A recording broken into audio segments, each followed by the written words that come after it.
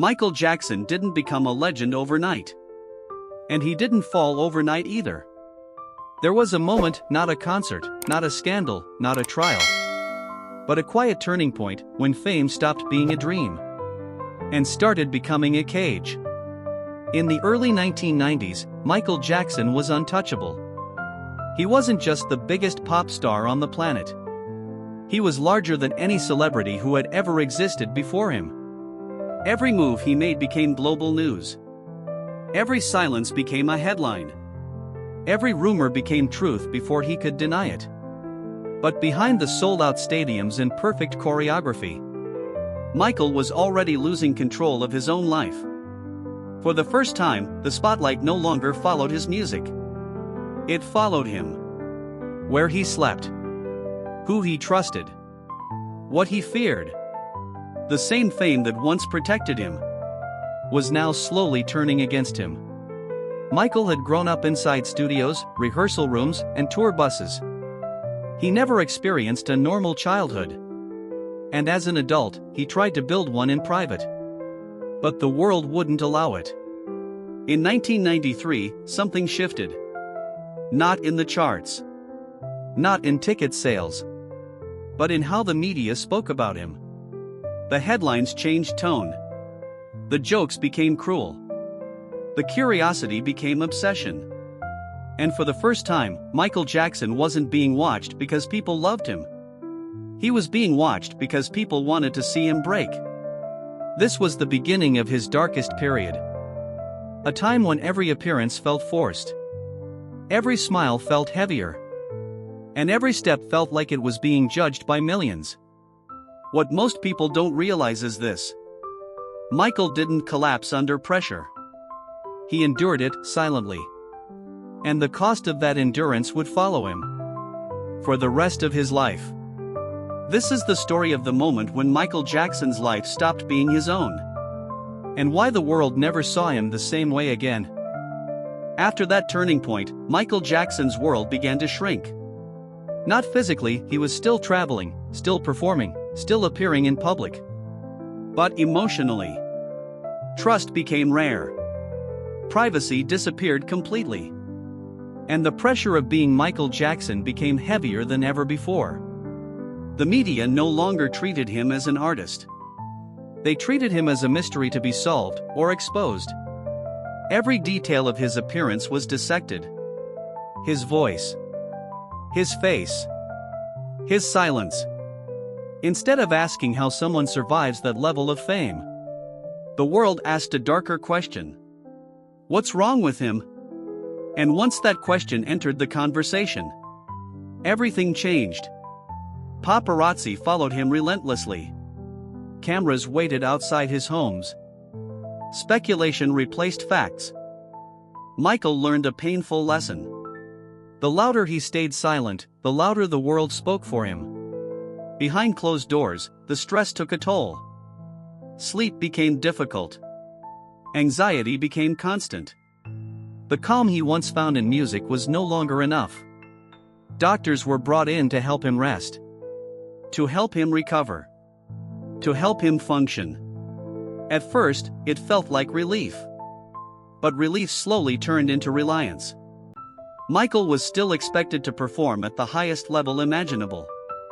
To move perfectly, to sing flawlessly, to appear timeless. And the cost of meeting those expectations was growing. Meanwhile, the headlines grew colder. Stories were no longer about innovation or influence. They were about suspicion. About whispers. About doubt. The man who once united millions through music was now being slowly separated from the world that loved him. Yet Michael didn't stop trying. He continued creating. He continued appearing. He continued giving the public the version of himself they demanded. But inside, something fundamental had changed. Fame was no longer a source of power. It was a force he had to survive. And the more he tried to hold everything together, the more fragile his world became. This wasn't a collapse, not yet. It was something quieter. More dangerous. It was the slow erosion of control. and the realization that escaping the spotlight might be impossible. As the pressure intensified, Michael Jackson found himself trapped between two impossible realities. On one side was the world's expectation, perfection without weakness, brilliance without rest, greatness without limits. On the other was a human body and mind that had been stretched far beyond endurance. By the mid-1990s, Michael was living in constant survival mode. Public appearances felt rehearsed, not because he wanted them to be perfect, but because any mistake would be magnified instantly. A single photograph could spark weeks of headlines. A single gesture could be turned into a narrative he had no control over. The joy that once fueled his performances began to fade. Music had always been his refuge, the place where he felt safest. But now even music carried pressure. Every new release was expected to outperform history. Every project had to justify his legacy. There was no room to simply exist. Behind the scenes, exhaustion was taking its toll. Physical pain became a daily companion. Insomnia followed him wherever he went. And the solutions offered to help him cope only deepened the problem. What began as medical assistance quietly became dependence. Michael wasn't seeking escape, he was seeking balance. Sleep. Silence. Relief from a mind that never stopped racing. But the line between help and harm blurred quickly. At the same time, isolation grew stronger. The circle around him became smaller and less trustworthy. Too many people relied on his success. Too few were willing to challenge decisions that clearly carried risk. Fame had created a barrier between Michael and honest feedback. He smiled in public. He reassured fans. He promised new music, new performances, new beginnings.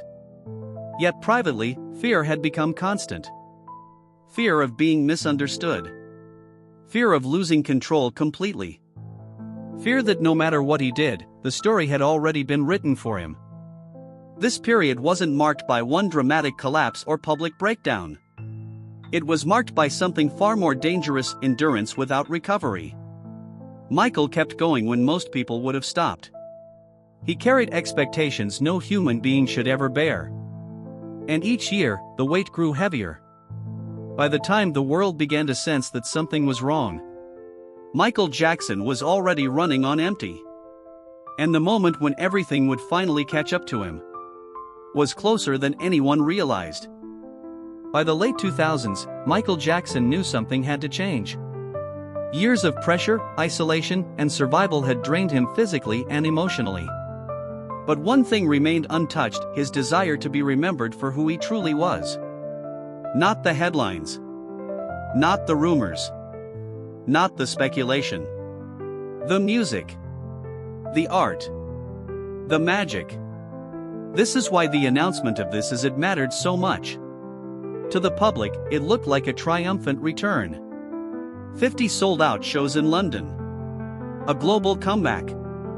Proof that Michael Jackson was still the king of pop. But behind the scenes, the reality was far more fragile. Michael wasn't chasing fame anymore. He already had more fame than anyone in history. What he wanted was control over his story, his legacy, and his final chapter. Rehearsals were intense. Michael demanded perfection, just as he always had. He wanted every movement, every note, every moment to reflect the artist he believed himself to be. For brief moments, the old spark returned. Those who watched him rehearse saw flashes of brilliance that reminded them why the world had fallen in love with him in the first place. But the cost was enormous. His body struggled to keep up with the demands placed upon it. Years of exhaustion and dependency had weakened his resilience. Sleep was rare. Rest was never enough. The systems meant to protect him failed to recognize just how close he was to the edge. Michael was pushing forward on willpower alone. What makes this final period especially tragic is its intention. Michael wasn't trying to escape his past, he was trying to close it on his own terms. He wanted the world to see him not as a broken figure, but as an artist reclaiming his voice. He never got that chance. Michael Jackson's story didn't end because of one decision or one mistake. It ended because a lifetime of pressure, expectation, and isolation finally became too much for one person to carry. His darkest years weren't defined by scandal. They were defined by endurance. And when we look back now, the question isn't how Michael Jackson failed to survive fame. The real question is how anyone could have survived it at all.